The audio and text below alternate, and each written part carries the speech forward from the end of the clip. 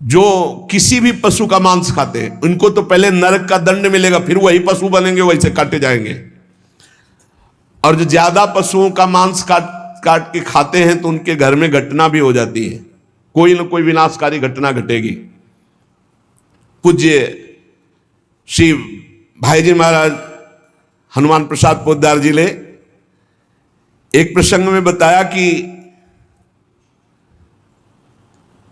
एक परिवार था जो बकरा और मुर्गी इनको घर में लाता और काट करके खाता। उनके 3 बालक थे, एक 4 महीने का था, एक 3-4 साल का था और एक 12 वर्ष का था। वो रोज देखता 12 वर्ष वाला कि ऐसे वो में कर रहा, उसको काट रहे हैं और फिर वो बनाया जाता, खाया जाता। तो एक दिन अपने छोटे भाई को ले गया, उसकी बुद्धि खराब हुई, वही गड़ासा, और उसने कहा चलो खेलते हैं, पापा जैसे काटते हैं ना मुर्गी वैसे खेलते हैं। तो छोटा 3-4 साल का था, उसने हाँ छत में ले गया और चढ़ बैठा, जैसे वो चढ़ के बकरे के ऊपर मुर्गी के ऊपर, और बस वो काट डाला। और जो काट डाला तो चीख निकली तो वो अपने छोटे बेटे को नहला रही थी जो 4 महीने का, टप में ऐसे खड़ा करके, और वो छोड़ करके भागी ऊपर। तो टप में जितना पानी था वो बच्चा गिर गया, उसकी हिम्मत तो उठने की थी नहीं, वो वहां मर गया। और जब ऊपर गई उसका, अरे दुष्ट तूने काट दिया, तो छलांग मार गया भय से, वो नीचे आके गिर के मरा। पूज्य भाई जी ने तो विस्तृत में लिखा है कि इन मांस खानों वालों के परिवारों का बहुत बुरी तरह नाश होगा, और जब ये मरेंगे तब नरक जाएंगे, और फिर जब जन्मेंगे तब ये फिर वही बकरा बकरी बनेंगे, ये काटे जाएंगे। होश में रहो, समय आने दो, कर्म अवश्य में भोक्तव्यम, तुम्हें भोगाएगा, रो नहीं पाओगे। एक आगरे से आते थे तो उनका नाम मुश्किल है छोड़ पाना, बड़ी मतलब एक जैसे होता है ना रंगबाजी से, बड़ा आपका आदेश तो उसी का मुश्किल है छोड़ पाना। तो बढ़िया स्वर्णिम उसकी पट्टे की घड़ी और बढ़िया नक्शे से, हर दांत बता रहे थे कि हर समय पान खाते रहते हैं। 2 ही 3 महीने में झांझरी फिर गई थी। कैसे? कैंसर डॉक्टर ने बता दिया, मुश्किल है अब छोड़ना, शरीर छूटेगा। मर गया, मुश्किल है तो शरीर ही छूट जाएगा। इसका शरीर छूटना तो मुश्किल नहीं है, क्योंकि मरण धर्मा शरीर है।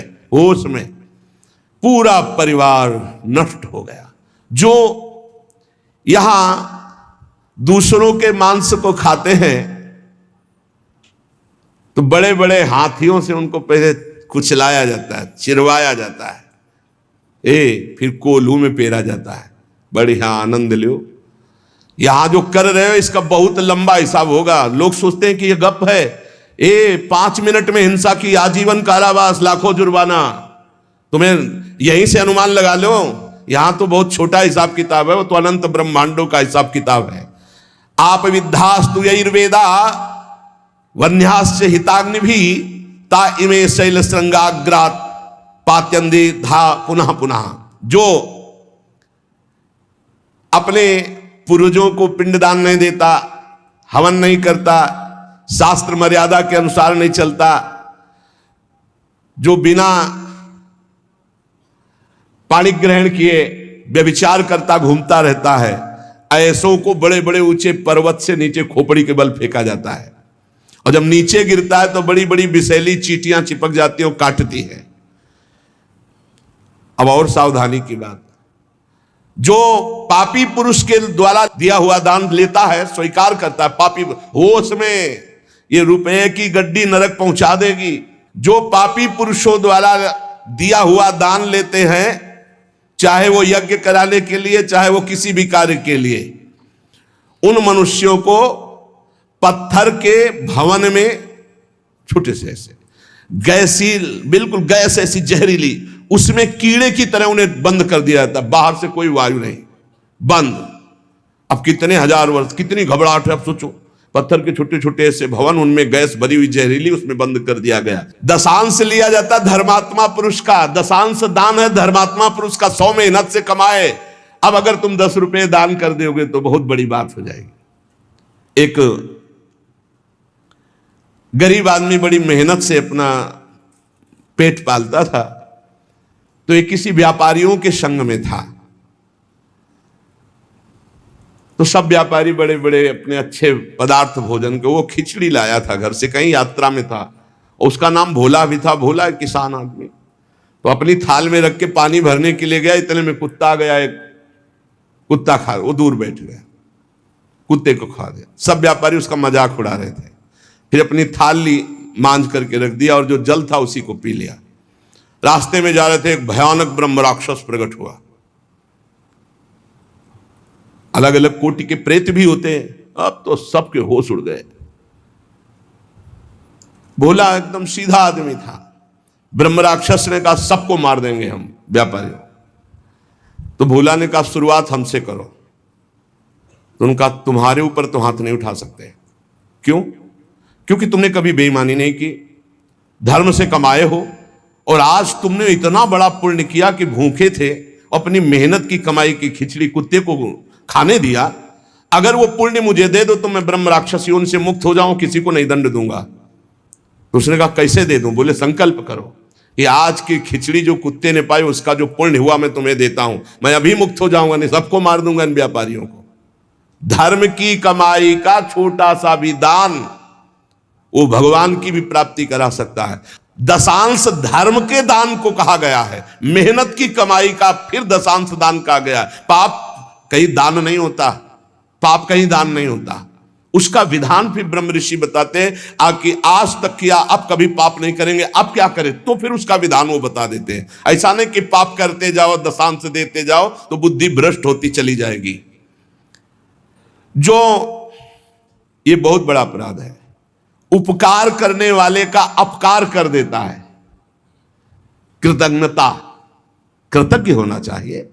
आपके लिए किसी ने उपकार किया, आपको आपका हित किया, आपके संकट में सहयोग किया, तो जीवन भर वो जब दृष्टि में आ जाए तो थोड़ा कृतज्ञ होना चाहिए। ऐसा नहीं कि उसका अपकार कर दो। जैसे गुरुदेव ने मंत्र दिया, उपासना दी, तुम्हारा उपकार किया। खोटी बुद्धि वाला जो कृतज्ञ नहीं रहता उसको यहां तप्त कुंभ नामक नरक में गिराया जाता है। ये बहुत दुख देने वाला है, ताप ही ताप।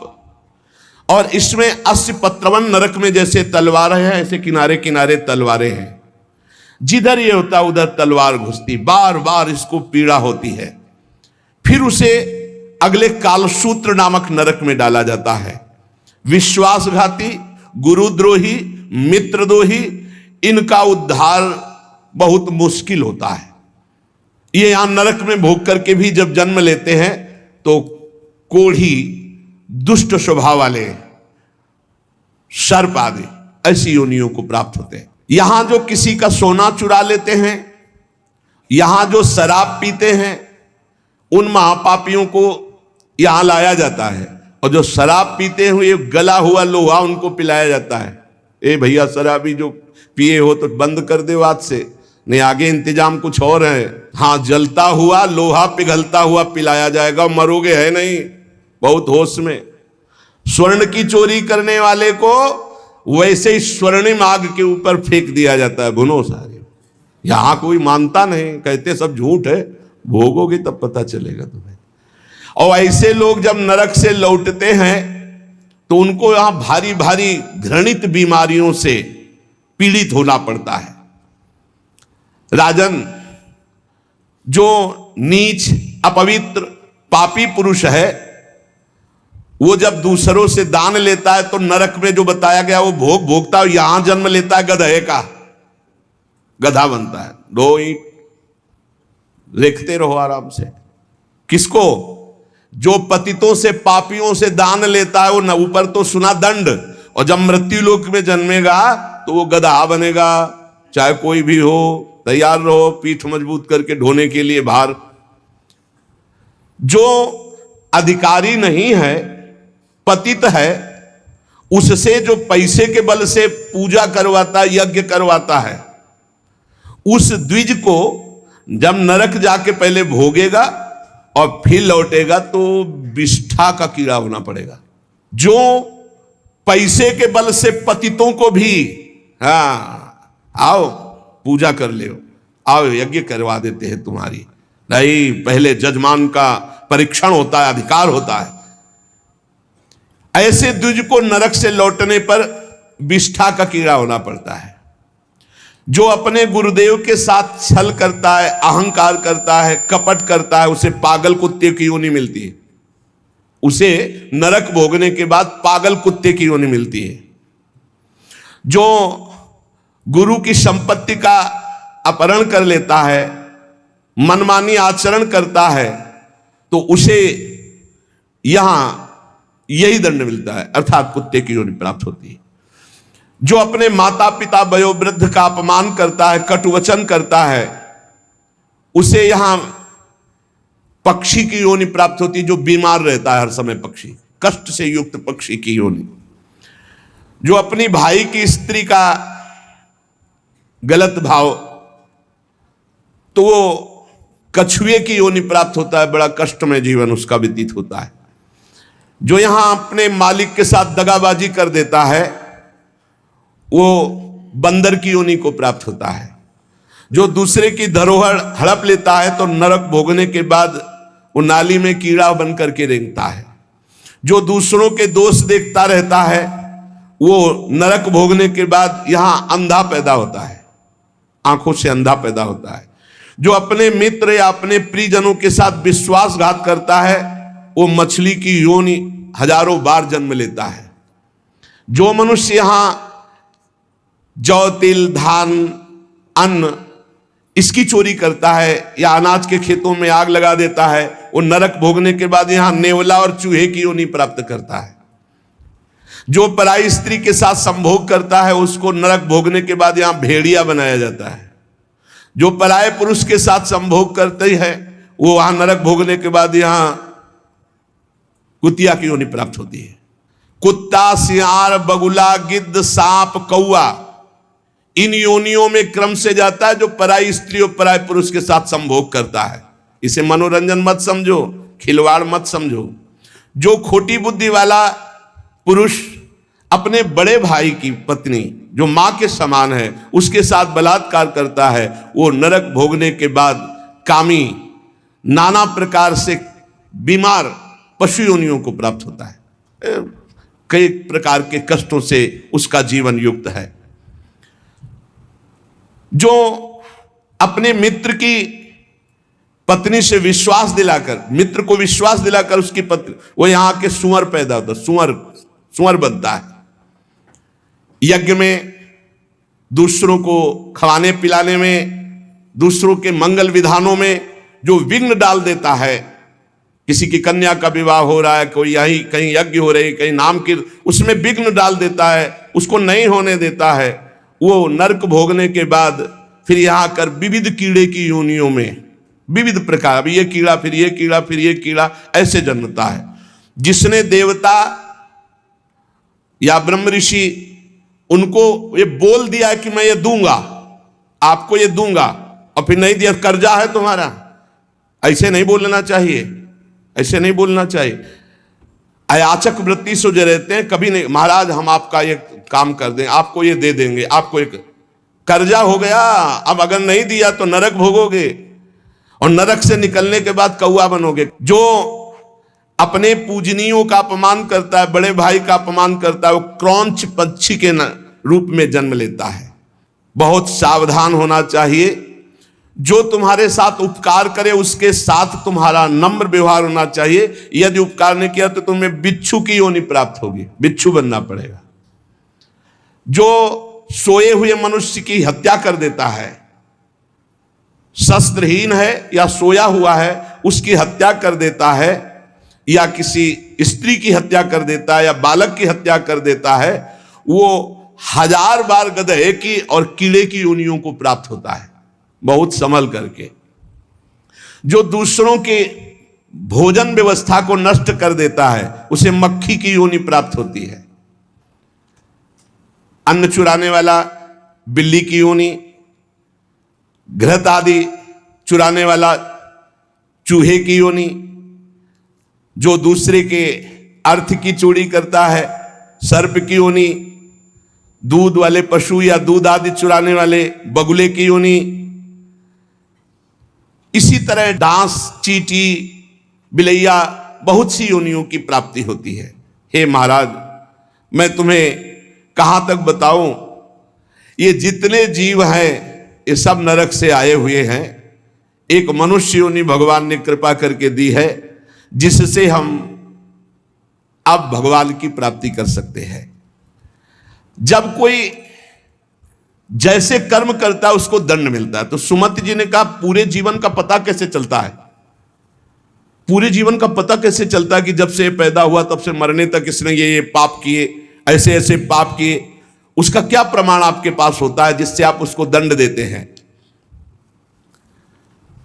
तो उन्होंने कहा कि हमारे यहां एक बहुत बड़े लेखक हैं चित्रगुप्त जी, और सबके यहां विराजमान, सबके पास विराजमान। चित्रगुप्त जी सब रूपों में विराजमान, सबके पास विराजमान। बड़ा भागवतिक सिस्टम है।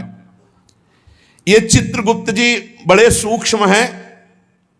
ये पूरी फिल्म तैयार करते हैं, केवल लिखा पढ़ी नहीं, पूरी सीन सहित, किस समय किस, और इनकी प्रतिक्रिया को कोई समझ नहीं सकता। ये दैवी शक्ति है चित्रगुप्त जी। इनका चित्रगुप्त नाम रखा गया है। ये प्राणियों की पूरी सीन तैयार करते हैं, लिखित और सीन। ये आपने ऐसे, जैसे महाराज मांडव्य जी जब सूली की नहीं कटी, आपको कई बार सुनाया है, तो यमराज जी के पास गए और उन्होंने कहा कि हमने कौन सा पाप किया जो आपने हमको ऐसी सजा दी? तो कहा देखो, तो उनको दिखाई देने लगा मानस पटल पर कि उन्होंने तितली की गुदा में बंबूल का कांटा डाल के छोड़ दिया था, तो उनकी गुदा में सूली काट दी गई, निकली नहीं।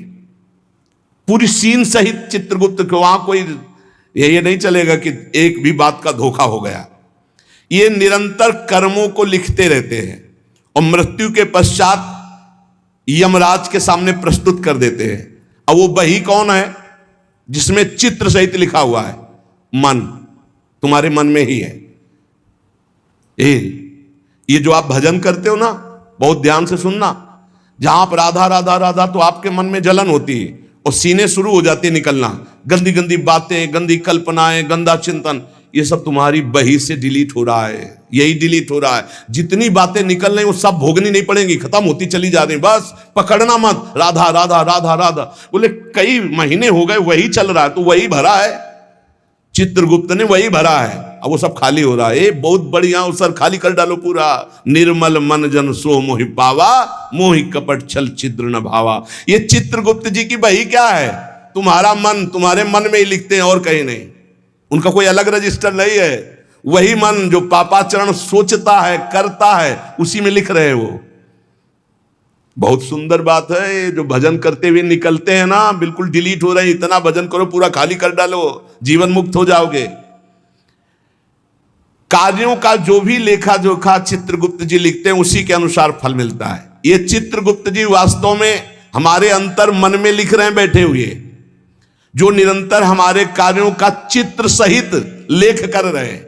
गुप्त है, उस रजिस्टर को केवल धर्मराज पढ़ सकते हैं, दूसरा नहीं। और चित्र सहित है, इसलिए उनका नाम है चित्रगुप्त। मन रूपी रजिस्टर को कौन पढ़ सकता है? पूरा अनंत जन्मों का। जिसे सुमति जी कह रहे थे 10,000 वर्ष जन्म का मैं देख रहा हूं, तो देख क्या रहा हूं? उसी में है, तुम्हारी चिप में है, मन रूपी चिप में। इन्हें ईश्वरीय शक्ति प्राप्त है चित्रगुप्त जी को। ये सत्यनिष्ठ, कभी एक भी बात व्यर्थ नहीं लिखते, वही लिखेंगे। किसी का पक्षपात नहीं रखते। ये निष्पक्ष हर कार्य भागवती की ईश्वरीय शक्ति से सुरक्षित होकर लिखते रहते हैं। और उस लेखन को, उस घटना को जैसी हुई है, चित्र सहित अंकित कर देते, चित्र सहित। कोई चित्रगुप्त की लिखी हुई बात में परिवर्तन नहीं हो सकता। तर्क वितर्क, झूठ, किसी भी तरह की अन्य घूस व्यवस्था चित्रगुप्त से नहीं चलती, क्योंकि वो गुप्त है। वो गुप्त है, कोई तुमसे परिचय नहीं है, और लिख वो ही रहे बैठे। और उनको कभी शिथिलता नहीं होती कि अब रात्रि हो गई, ये सो रहा है, अभी क्या लिखना? नहीं, सोते समय भी तुम्हारी क्या हरकत थी, क्या चिंतन था, क्या था, सब लिखा जाता है, रात दिन का। बाहरी तो पुण्यों को बढ़ा चढ़ा कर दिखाया जाता है, परंतु चित्रगुप्त जी आंतरिक बात लिखते हैं। जैसे आपने बाहरी 1,00,000 रुपए अमुक ने दान किए और आपका उद्देश्य था कि मेरा नाम हो जाए, तो वहां लिखा जाएगा व्यर्थ दान, 1,00,000 रुपए का, इसका कोई फल नहीं, क्योंकि समाज में तालियां और वाहवाही सुन ली है। चित्रगुप्त जी ने लिख दिया, कुछ लाभ नहीं मिला। और 1,00,000 रुपए ऐसे कि कोई जान नहीं पाया, और साधु सेवा, भगवत सेवा, गौ सेवा चुपचाप किसी ने नहीं जाना। अब वो लिख दिया गया ये दान इनका सार्थक है। अरे बहुत नाटक होते हैं डोनेशन लेने के, बहुत नाटक होते हैं। गुप्त दान होगा तो चित्रगुप्त लिखेंगे, नहीं तो जीरो, कोई उसका फल नहीं है। ये जो यश कीर्ति माइक से और जो छपवा देते हैं ना, पेपर में भी निकलवा देते हैं, अब जितने पढ़े वो सब डिलीट होता चला गया उनका पुण्य। यही तो नहीं समझ रहे। यहां जो अधिकार पदों में हैं, जो घूस लेते हैं, वो सब लिखा जा रहा है। ये ना समझो कोई है बड़ा अधिकारी, वो ऐसी जगह गिरा के तुम्हें फंसा देगा कि फिर तुम्हारा अधिकार काम नहीं चलेगा। असंख्य क्रियाओं को 1 सेकंड में लिपिबद्ध चित्र सहित कर देते हैं, इतनी बड़ी सामर्थ्य है। असंख्य क्रियाओं को, असंख्य कितने जीव हैं, असंख्य क्रियाओं को 1 सेकंड में चित्र सहित लिख देते हैं, पूरी सीन सहित। प्राकृतिक यंत्रों के द्वारा इनकी लेखनी नहीं जानी जा सकती। दिव्य पुरुष जो सिद्ध है, भगवत प्राप्त, वही समझ सकता है। चित्रगुप्त के खींचे हुए चित्र बड़े सूक्ष्म होते हैं, और ये हजारों लाखों जन्मों तक मिटेंगे नहीं, तुम्हारे मन में ही है। चित्रगुप्त के दरबार में स्थूल क्रिया तुम क्या कर रहे हो इसका महत्व नहीं है, भावना को, वो क्रिया कैसी भावना से वो लिखी जाती है। वहां सूक्ष्म भावनाओं से जो संकल्प बना क्रिया का, वो लिखा जाता है। गुप्त मन में एक भाग में ये लिखा पड़ी होती है, एक भाग में क्रिया का संकल्प बनता रहता है। दान, यश, कीर्ति, तपस्या, अगर ये बाहरी दिखावे के लिए है तो जीरो, वहां लिख दिया जाता है। बहुत सावधानी की जरूरत है। परमार्थ भावना से यदि कर रहे हो तो उसका फल मिलेगा, और दिखावा की भावना से कर रहे हो तो उसका फल नहीं मिलेगा। दिखावे की भावना वाली बात में जीरो लिख देते हैं चित्रगुप्त जी। ये सत्संग है बिल्कुल सुधार के लिए। धर्म प्रचारक स्वार्थ की वासना तो परिणाम जीरो, धर्म प्रचारक परमार्थ की भावना तो नंबर मिलेगा। किसी को सहयोग देना और अपनी धन्यवाद कहलाने के लिए नंबर जीरो, सहयोग करना उसका मंगल हो, नंबर आ जाएगा। संसार में बाह्य रूपरेखा का मूल्यांकन संसार करता, चित्रगुप्त नहीं। चित्रगुप्त जी देखते हैं कि ये जो दान किया ये अपनी चर्चा चाहता है, ये धर्मध्वजी है, ये अंदर धर्म नहीं है, तत्काल लिख दिया इसका दान व्यर्थ, इसकी कार्यप्रणाली व्यर्थ, क्योंकि इसका चिंतन, प्रचार प्रसार जो भी हुआ उसमें यश कीर्ति था। अंदर के भाव को देखते हैं। केवल गुप्त विचार को चित्रगुप्त ही जानते हैं और वही उसको लिख देते हैं। भावनाओं के पीछे तुम्हारी क्रिया होती, पहले भावना, उसी भावना को चित्रगुप्त लिखते हैं। एक गरीब आदमी ने बड़ी मेहनत से कमाकर, बहुत दैन्य होकर के 10 रुपए दान किए। उस 10 रुपए के दान के बराबर धनी आदमी का 10 करोड़ रुपया भी नहीं होगा। लेकिन वो गरीब आदमी जो सकुचा करके मुझ गरीब के पास क्या, और 1 रुपया 10 रुपया दिया। इसलिए हमने देखा बड़े संतों को कि अगर किसान और गरीब आदमी 100, 200, 500 भी चाहे तो लाओ लाओ, और बड़े प्यार से ले लिया। और वहीं 18-20 लाख MLA दे रहे थे तो उनको जाओ नहीं। ऐसे हमने देखा, बड़े गुरुजनों को देखा जो पूर्व संन्यास मार्ग में थे। क्यों? क्योंकि वो मेहनत से कमाया हुआ, दैन्य होकर के खून पसीने की कमाई वो दे रहा, वो भजन करवाएगा। बहुत सावधानी की। चित्रगुप्त जी दिव्य दृष्टि संपन्न है, वो सबकी सूक्ष्म गुप्त मानसिक, वहीं से सारी क्रियाएं होती हैं, संकल्प से वो सब लिखते रहते हैं। अतः मनुष्य जन्म मिला है, सब प्रकार के बाहरी बनावटों से बचकर सच्चे मार्ग से चलकर भगवान की प्राप्ति इसी जन्म में की जाए। पूज्य भाई जी महाराज ने कहा प्रारब्ध बदल नहीं सकता। ये लोगों का प्रश्न रहता है कि ये भजन करने वाले साधु महात्मा या धर्म से चलने वाले इतना कष्ट क्यों पाते हैं। तो उनका संचित कर्म भस्म हो जाएगा, क्रियमाण निष्फल हो जाएगा, अकर्म हो जाएगा। लेकिन प्रारब्ध उनको भी भोगना पड़ेगा। प्रारब्ध ना तो किसी संकल्प विकल्प अनुष्ठान से काटा जा सकता है, उसको भोग के ही काटा जा सकता है।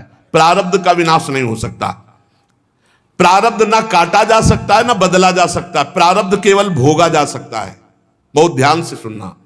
परंतु यदि अधिक भजन हो जाए प्रारब्ध से, प्रारब्ध है मानो 50 और भजन हो गया 100, तो नवीन प्रारब्ध की रचना हो जाएगी तुम्हारा कि अब इस जन्म में तुम्हारा कल्याण हो जाएगा, तुम आगे सुख प्राप्त करोगे, तुम उत्तम लोकों को जाओगे। लेकिन पूर्व प्रारब्ध तुम्हें भोगना पड़ेगा।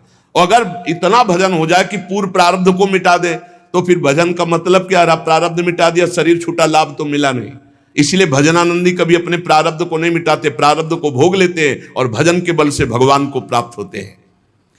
प्रारब्ध में जैसे लिखा हुआ है कि तुम्हारे संतान नहीं होगी, और आपने पुत्रेष्टि यज्ञ करवा दी, बहुत उत्तम आचार्य के द्वारा, मंत्रों के द्वारा, और सिद्ध आपकी यज्ञ हो गई, तो नवीन प्रारब्ध की रचना हो जाएगी। प्रारब्ध में लिखा पुत्र नहीं होगा, लेकिन पुत्र हो जाएगा।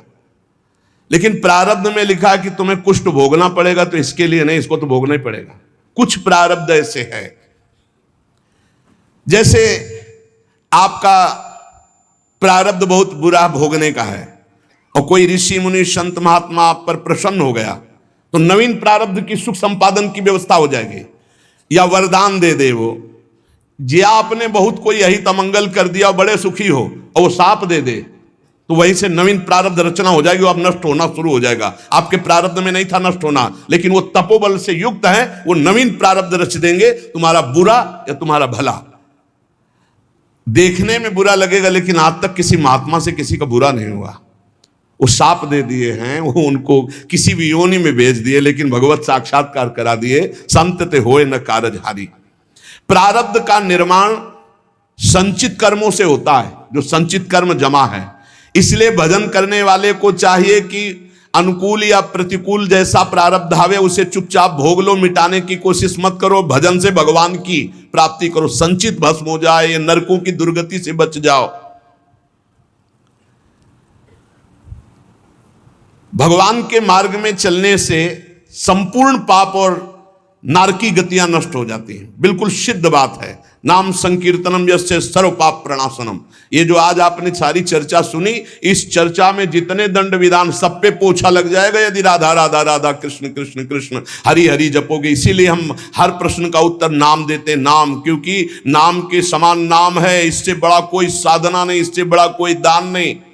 बस बचते रहो, कहीं कोई ऐसा कर्म न बन जाए जो तत्काल तुम्हारे प्रारब्ध को बदल दे और बुरा प्रारब्ध ले आवे। साधु अवज्ञा तुरंत भवानी, कर कल्याण अखिल के हानि। साधु वैष्णव भगवत भजनानंदी जनों से थोड़ा डर के रहो कि कहीं इनके दिल को हमारा वचन, हमारी चेष्टा दुखद ना हो जाए, कहीं कोई हम इनकी निंदा न कर बैठे, कहीं कि इनका अपराध। साधु एकमात्र ऐसा है, वैष्णव साधु भगवत भजन करने वाला, कि तुम्हारे सारे सुकृतों को एक पल में नष्ट कर सकता है। भक्तन निंदा अति बुरी भूल करे जिन कोय, किए सुकृत बहु जन्म के छिन में दारे खोए। भगवान का नाम कीर्तन, भगवान की कथा में बड़ी अपार सामर्थ्य है। एक भयंकर प्रेत एक कथावाचक कथा करके जा रहे थे, तो रास्ते में वो भयंकर प्रेत प्रकट हो गया। बार बार इधर उधर उधर प्रकट होता। कई बार घटना ऐसी देखी है, आंखों देखी है। वो तभी समझ में आता प्रेत है जब कभी इधर कभी इधर, कभी सामने कभी पीछे कभी आगे। अब वो तो एक पूर्व के समय में था, तो एक हाथ में लालटेन थी संध्या के समय, एक हाथ में पोथी थी भागवत की। अब वो छू सकता नहीं था, बार बार भयावह रूप रखता।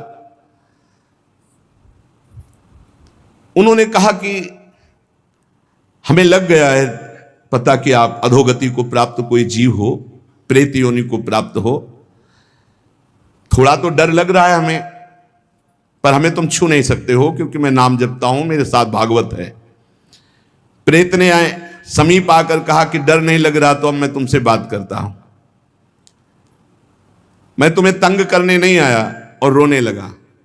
मैं अपना उद्धार कराने आया हूं। तुम पिता के समान हो। जो नाम जप करता है, भगवत चर्चा करता है, वो सारे चराचर को पुत्र के समान प्यार करता है। मैं भी तो आपका पुत्र हूं। मैं दुर्गति को प्राप्त हो गया हूं।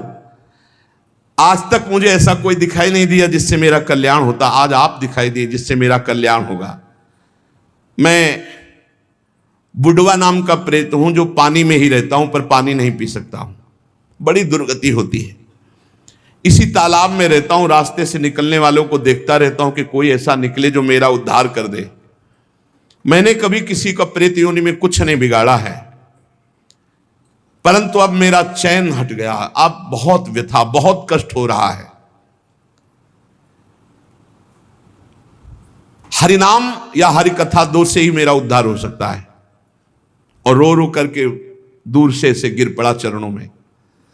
तो उन्होंने कहा अगर ऐसी बात है तो आज आप चैन से जहां चाहो रह लो। कल से मैं अपने घर में आपको निमंत्रण देता हूं आना, और घर में ही हम 7 दिन भगवान की कथा कहेंगे, तुम्हारा कल्याण हो जाएगा। और हर कथा की शाम को नाम कीर्तन तुम्हारे लिए करेंगे। पंडित जी ने उसके प्रारब्ध को नष्ट कर दिया। 7 दिन की कथा और 7 दिन का नाम कीर्तन, वो बुढ़वा प्रेत भगवान के धाम को गया। जैसे 7 दिन की कथा धुंधकारी को परम पद। भगवान का नाम और भगवान की कथा ही नारकी योनियों से बचा सकती है। इसलिए सबसे प्रार्थना है, जितना बने राम कृष्ण हरि जपो, राधा राधा जपो। जहां कहीं भगवान की कथा सुनने को मिले विशुद्ध, वहां कथा सुनो। अगर बन जाए तो दूसरे का हित करना, कभी पाप मत करना, क्योंकि ये पाप निश्चित भोगना पड़ता है, बड़े बड़ों को भोगना पड़ता है। अवश्य में भोक्तव्यम कृतम कर्म शुभाशुभम। इसलिए डरते रहो कोई पाप न हो, और खूब नाम जप करो, भगवान नाम कीर्तन करो, दूसरों का मंगल करो, दूसरों की सेवा करो। परहित सरिस धर्म नहीं भाई, पर पीड़ा सम नहीं अघमाई।